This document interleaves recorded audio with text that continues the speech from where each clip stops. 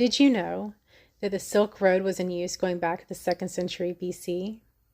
Of course, silk wasn't the only thing traded along the Silk Road. It was also used for the exchange of spices, wool, ideas, and technology. But the biggest commodity, the one that the trade route is named for, was silk.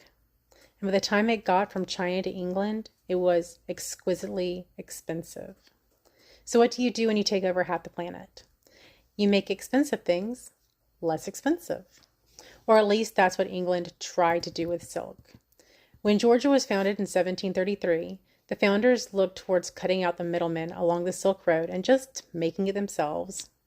So Georgia was set up with silk plantations. They strove to grow mulberry trees for the silkworms to nosh on and grow big and strong and make the best and strongest silk and the best and strongest babies, and the colony of Georgia was just set to take over the silk industry. You can see the ambition of the early colonists in the names of some of the plantations, like Wormslow. Now, there's some debate about the name of Wormslow, but that's for another video. There's also Mulberry Grove Plantation.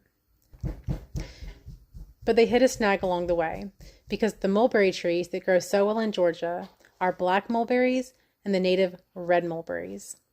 The silkworms are very picky. Silk moths don't have mouths, so they have to eat all the food they'll ever have as juveniles.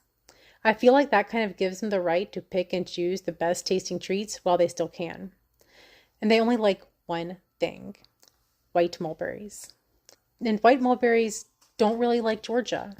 It's hot, it's humid, it's sandy, and they just don't really thrive.